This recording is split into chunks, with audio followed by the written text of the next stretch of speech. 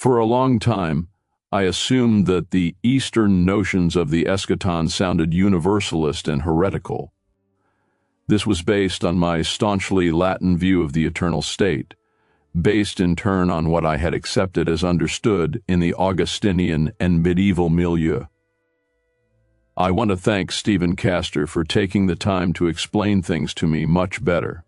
When I first read River of Fire by Kalamiros, I was struck by how unbiblical it sounded. It still does to me. Kalamiros proposes that no one has understood what justice means in the West. That's hard to accept. As I read further, I encountered Isaac the Syrian and Basil in more depth, as well as soaking in St. Maximus von Balthasar and others, and the Nissan-Maximian notions of perpetual progress in the Eschaton. More recently, reflection upon Anselm's ideas of the meaning of the atonement have become increasingly ridiculous too. Pope Benedict XVI wrote of how incoherent this view was back in 1968 in Introduction to Christianity, sharing many of the standard Eastern criticisms of the Latin ideas. This is also the basis for the controversial Vatican Declaration on Limbo from a few years ago. And you can see from its footnotes, it's relying on Eastern fathers. I shouldn't have to state the Latin doctrine of hell, as it is widely known. The Eastern doctrine is much less known, but much more sensible and consistent with proper Christology, and that is the key. How God relates to the world has tremendous implications for how the Eschaton will work. A couple key factors arise that impact the Eschaton and hell in particular: that of the recapitulation, apocatastases, and the fact that all men must continue to retain the energies proper to the nature, even in the Eschaton. One of the problems that Calvinism and Western Catholicism fails to consider is that the incarnation is the only basis for the resurrection of all human beings. That being the case, all men then bear some relation to Christ by that fact alone, even the worst reprobate. That all of nature is restored in the Eschaton is beyond dispute. How men will experience the Eschaton and God's presence is where the difference lies. The wicked, having in this life exercised their wills and energies in actions of defiance, moving themselves away from the good God, will experience the continual energetic presence of God as something awful. It cannot be some place where God isn't. God is omnipresent. Because they hate God, God's presence is odious to them, just as already in this life God's presence and love is hated by the wicked, even though it is in itself something good. In traditional crass Western theology, God got really mad at what he had made, and because his infinite honor had been offended, he determined to predestine a large mass of the population to eternal damnation in a lake of fire to display his honor. This includes, unfortunately, a large number of non-elect infants in the hardcore Augustinian and Calvinistic camps, or at least a lack of participation in the blessed vision of God on the part of the infants eternally confined to the limbus infantum. This perception is Nestorian and based on theological voluntarism. When asked why this state of affairs is, the response of the Calvinist is that God willed it to be so. God willed that there needed to be a human sacrifice to pacify his anger, enter Anselm, but God also willed that only a sacrifice of infinite value would pacify his infinitely wounded honor, and so God decided to himself become incarnate and kill himself. But if this is the case, then God could have just willed to not be so angry, and the incarnation wasn't necessary. But this is silly. Furthermore, God is in need of no thing, so it makes no sense to say he willed to need to pacify his own anger. God in this view is basically an angry drunk parent who takes his rage out on himself. This theological confusion is why many better-thinking theologians have dropped this goofiness. God's anger is never pacified, the thing the sacrifice of the reprobate is supposed to do, however, and is eternally poured out on the non-elect, including many infants if you're Augustinian. And so arises the other strange issue, Manichaeanism. In Manichaeanism, we have the doctrine of two eternal powers, forever at loggerheads, duking it out. This struggle is eternal, but isn't odd to say that evil continues on forever? Immortality, eternal existence, is something restored by Christ's resurrection, not something natural. St. Paul says this clearly in 1 Tim 6. Does evil take on an attribute of eternal existence? Is it an eternal principle in opposition to God? It does if you believe the wicked are forever weeping and gnashing their teeth and hating God, which is sinning, by the way.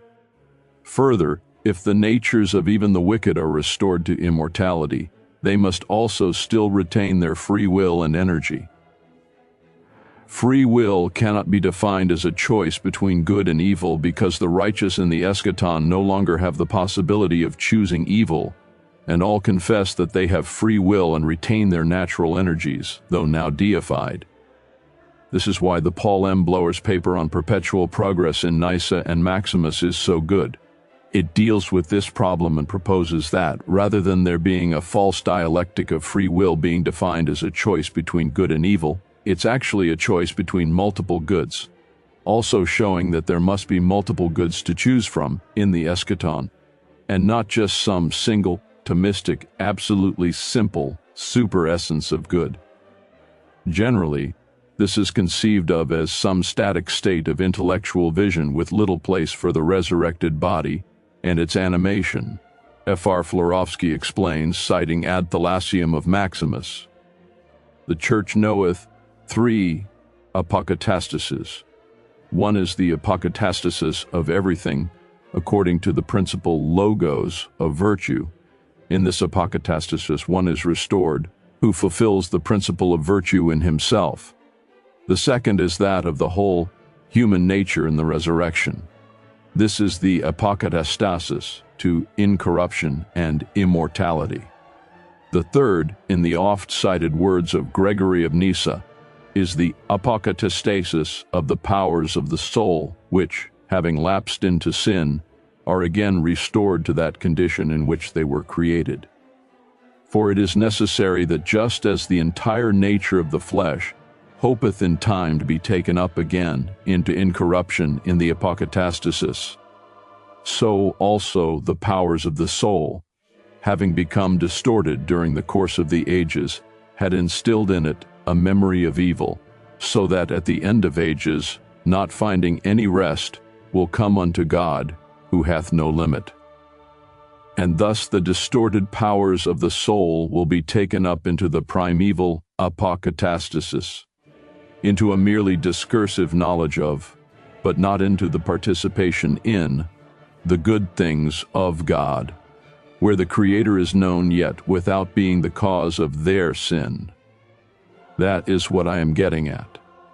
But this also seems to include the notion that the wicked can also still choose the good, according the movement of their natural will. Yes, it does. However, it does not necessitate that they will participate in theosis. Their natures will be restored, and since it's eternity, it's likely that most or all will eventually choose the good. It does not mean that they will experience theosis, since this life is the trail period for that prize, and the elect alone partake of that blessed state. It also does not mean they will certainly choose the good. They may not. This view of the Eschaton, while strange sounding to Latin ears at first, actually makes much more sense in terms of being consistent with Christology. However, we are told several times in the New Testament that God will make a complete end of death and sin, as well as recapitulating all things in Christ, see Kernel 1. But surely the wicked make up part of all things. Again, there is no other basis for all men to be resurrected other than the assumption of universal human nature. To say that Christ only assumed some men's nature in the Incarnation is a quasi-Nestorian oddity and at odds with the Fathers and the New Testament, as well as the Third, Fifth, and Sixth Councils. This is the meaning of the recapitulation, a patristic dogma, as well as a New Testament dogma, and it was largely forgotten in the West for a long while due to the Augustinian conception of the afterlife. Something like the Inferno of Dante is a perfect example of this type of view. All that said, I don't think all this Western stuff is necessarily wrong. Since Basil and the Easterns teach that hell is essentially a state that we choose for ourselves, the actual experience of that state could be multitudinous. It could encompass for some something like the Inferno. Who knows? Few on this side of the grave. What I do know is that this move in a more sensible direction and doesn't even negate everything, in Western view, as many Easterns like to argue. Any view that concludes like Calamiros and Fr. Romanides do, that God never curses just doesn't match up to mountains of biblical data and events, and Eastern writers and bloggers ought not be so zealous to dismiss Westerns who point to those texts.